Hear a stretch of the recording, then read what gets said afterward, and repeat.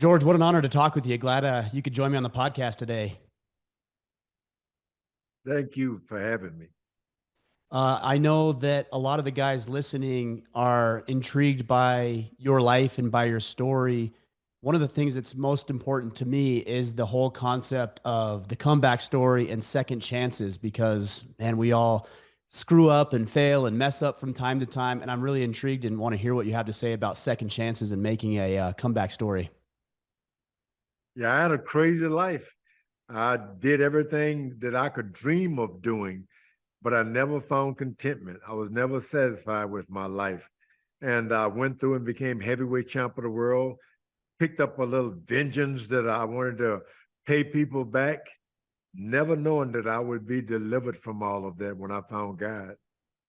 Yeah, do you think that's what was missing in your life? Because I think by all accounts, when people look at somebody like yourself, they would say that you have everything, the world at your fingertips, but you say you were left empty in spite of all your external success.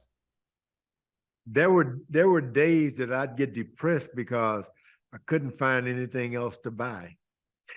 I had it all. I could buy anything. The only thing I just couldn't find anything is to buy.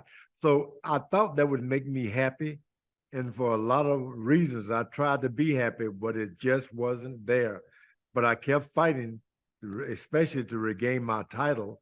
They gave me another something to accomplish. But other than that, I couldn't find contentment until I found God.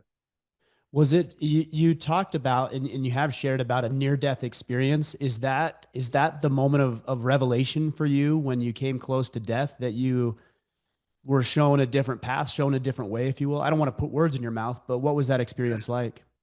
Yeah, because you keep winning boxing matches and you win and you get even more angry because you keep winning and you expecting to get that, wow, I made it.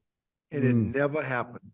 But in Puerto Rico back in the 70s, I was dead in the dressing room fighting for my life, but I lost a match fighting. I heard a voice say, you believe, you got everything. You believe in God. Why are you scared to die? When you're fighting for your life, you realize nothing is more important than your life. I lost a battle. I was dead in a split second and alive. Over my head, under my feet was nothing. Death was bad. And the smell of death, I still have it to this day. And I got angry. If there wasn't any hope anywhere, I said, I don't care if this is death. I still believe there's a God, not religion. And I was delivered from this nothingness, back alive in a dressing room, my heart beating, blood flowing through my veins, and I saw blood on my forehead eventually and on my hand, and I started screaming, Jesus Christ is coming alive in me. Something I joked about. It was a big joke. I'm telling you, I didn't think anything like that was real. And I jumped off the table screaming, Jesus Christ is coming alive in me, went into the shower, washing myself. Hallelujah, I'm clean. I'm born again. I know I wasn't saying those things, but I couldn't stop. I remember trying to fight the 8 guys to get out. I said, I got to go tell the world. I heard them telling me, holding me down. I said, George, you don't have any clothes on. I fought that night to keep my life. Then I fought to go and tell the whole world what had happened to me. What was the reception of the people closest to you? Because I'm sure they never saw that side of you, and then all of a sudden a switch flipped, and they see this completely different side. Did they have a hard time with that? Did they believe it was true? Did they believe it was a gimmick? What was their response to that? Friends and family thought I'd lost my mind. My mom even told me once they had come to her, some family members as well, and said, we need to put George away. He's lost his mind. He gives everything away. I mean, what has become of it? And my mother told me, she asked him, can he still drive? They said yes. She said, he's still got a good mind. That's the only thing that kept me from being put away is that I could still drive in my mom's eye. My friends just couldn't take it because they loved the real George Foreman, the boxer. They didn't see him, they wanted to see him disappear in the way I had taken him away from them. I had taken away a good hero, a guy that they could pull for 10 years. I didn't even box, not even make a fist. Was it hard for you? I mean, you had so much of your identity wrapped up in being an Olympic gold medalist, a heavyweight champion. Everybody's, rooting for you on your team. And yet then you have that whole side of you taken away. What was that like in trying to redefine who you were if you weren't this great boxer that everybody knew? That's true. I had to have the best home, Rolls Royce, Cadillacs, all of the best cars. Then all of a sudden one day, I realized that I just wanted to be alive. And I remember once driving maybe a pickup or something, and I needed a battery charge, and this guy gave me a charge. And I said, "How much do I owe you?" He said, "Get out of here, biggin." I'd cut off my hair. My beloved mustache was gone. He didn't care about who I was or You how, didn't even all care. of that. And for the first time, I didn't care either. I realized that people cared about you. If you care about yourself, the world is a good place with full of good people. Mm. That made it worth living for a second chance to be a boxer. So, what brought you back then to the ring? I mean, it sounds like you found new hope, new optimism, a new outlook on life. You're serving youth in your community. You're doing great work. So, what brought you back to that former life? Well, I was really not too far from Atlanta, Georgia, speaking at a church for 3 days. And the minister said if I would come down and speak to help me support my youth center, had everybody donate. And for 3 days, and then afterwards, he took an offering and the people put their money in. He said, "Let's help George. We can give him more than this." And for the first time, I was ashamed that I was there asking people for money. I'd been champ of the world, I'd been rich, and now I'm trying to take someone's money. I said then, I'll never ask anyone for anything ever again. I'm going to be heavyweight champion of the world again. Easy to say, but 315 pounds, it wasn't that easy at all. I couldn't even fit my leg in my boxing trunks. But I had that chance to really, I had to go back. I was about to lose the youth center. And my only profession I had was boxing. I wish I had been a golfer, but I had to go back to boxing. Did how much weight did you have to cut then? I did. I was 315 pounds. I'd gotten down to almost 228 pounds just training. But Wow. I realized, look, if you're gonna be champ of the world, you got to enjoy it this time. So I went back to my cheeseburgers and everything.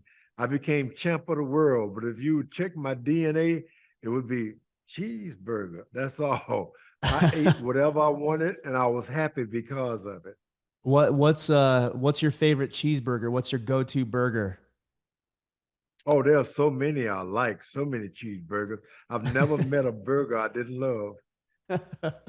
That's great. So, okay, so look, it sounds like you went back for the money, which, I think most of us probably would say, oh, is that a great motive? But it seems like it was what was behind the money, which is to support the youth center and support what you were doing outside of the ring. Is that right? And if that is, were there other motivating factors that drove you to become the best in the world again? Yeah, I had to go out and raise money for my youth center. That's what got me back. And that's when I realized they're going to close this thing down. People would drop their children off to the George Foreman Youth Center.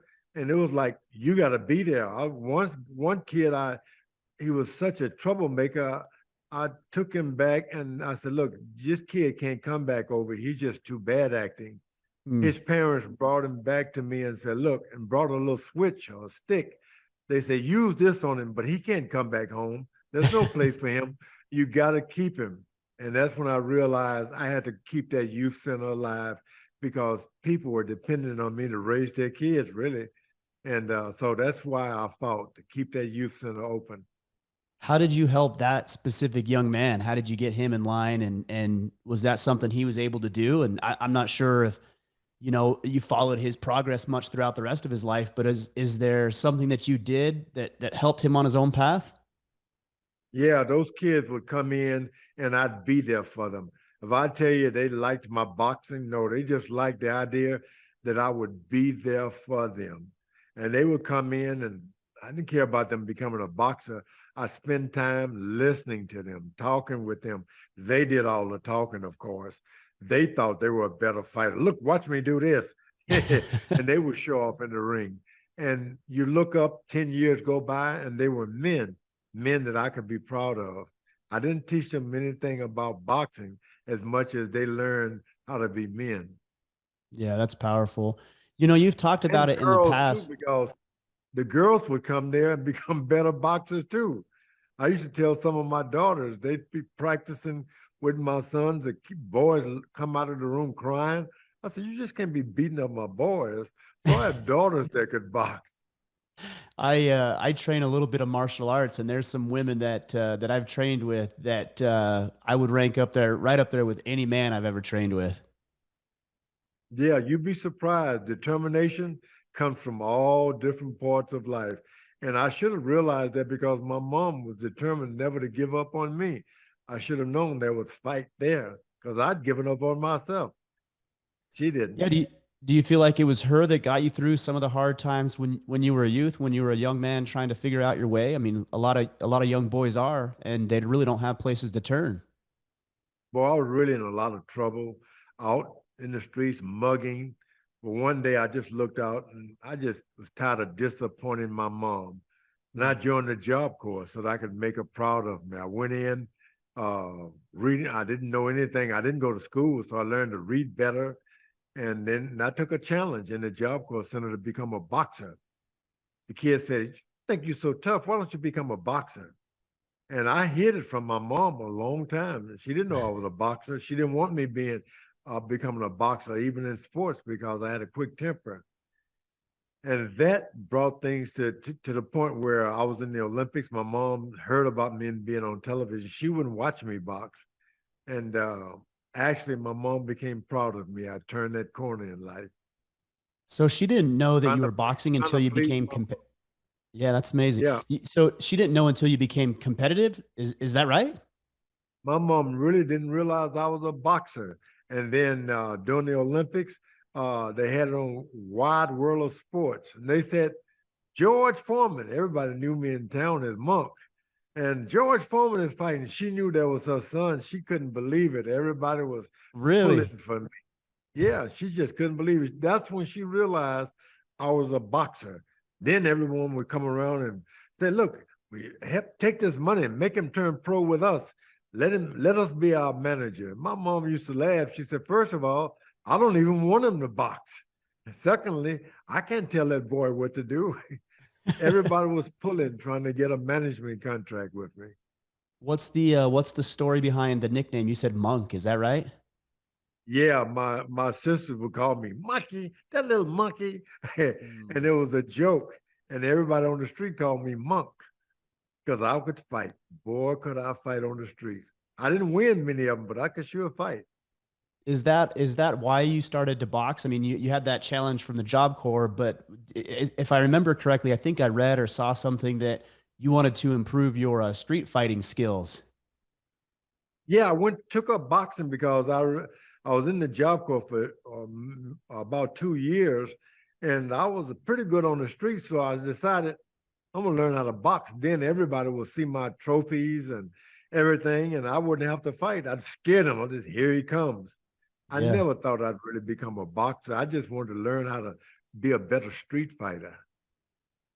You talk a little bit about anger. You've even brought it up a couple times in this conversation. How did you use that anger towards productive outcomes? There's a lot of men and young men who have a lot of anger about their situation in life, and yet they use it to get the better of them rather than harness it for good outcomes like you seem to. Well, originally I used that anger. A lot of people made me angry. A lot of things didn't go right with my life, even made me more angry. And I used it. I mean, I'd get out there and knock guys out. It gotten to be to the point where uh, uh, you see the best of me in the ring. I was worse outside the ring. And that was the reason I walked away from boxing because after I found God, I wasn't angry with anyone else again. I used to hit that punching bag and it would become Joe Frazier, Muhammad Ali, beating him and beating him. Then one day it just turned into rags and leather. And I didn't, that's why I walked away from boxing, didn't have any rage, any anger anymore. How do you think that happened? I mean, it's almost one of those things where it feels like too good to be true? And, how does that happen that way? Like, how do you feel like your faith has made that switch in you to dissipate the anger that you've had for a lot of your life? Yeah. And angry I was. And then I met Sonny Liston, who was once champ of the world, and he made an art out of being angry. He never would smile and real quick at everybody. I said, that's the way to be. I imitated that personality for a long time. I was going to be not only the heavyweight champ of the world, but the most angry person in the world as well. But like I said, I had to find another way to box 10 years out, teaching kids to leave anger alone, put a smile on your face, selling a product that I eventually had to use myself. And I got faith in God that I could do it, and then behaving like I wanted my children to behave.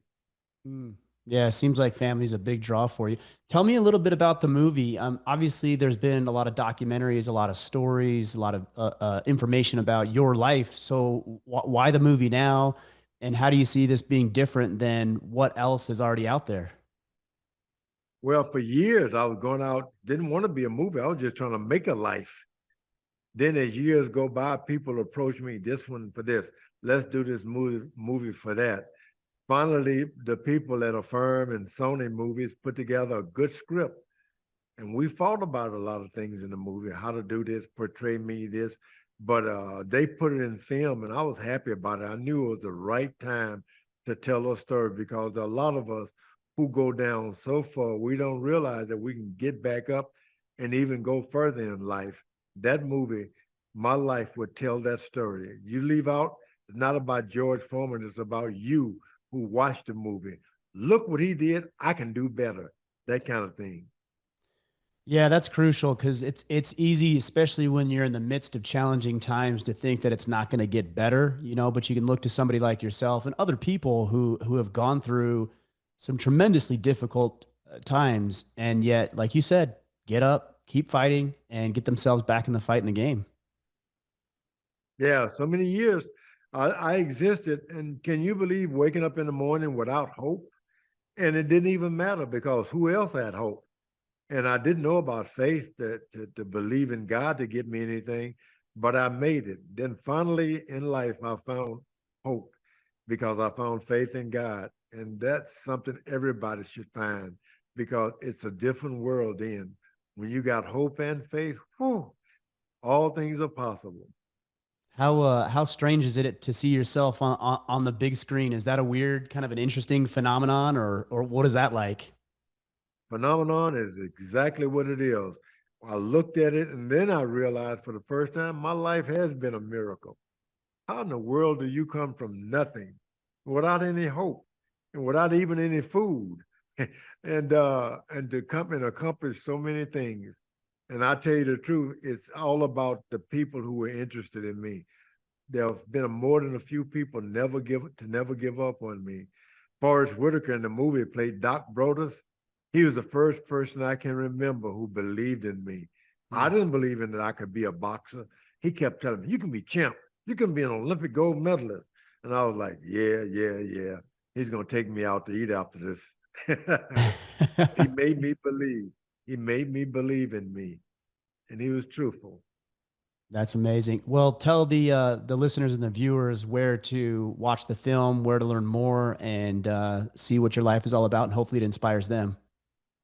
Yeah, the movie will be out on April the 28th. It'll open in movie theaters all over the country and parts all over the world, really. And it's a good movie to see because, like I said earlier, it has a happy ending. But boy, the beginnings were rough. And that's the way it is with most of us. Doesn't matter who you are, it's a rough beginning.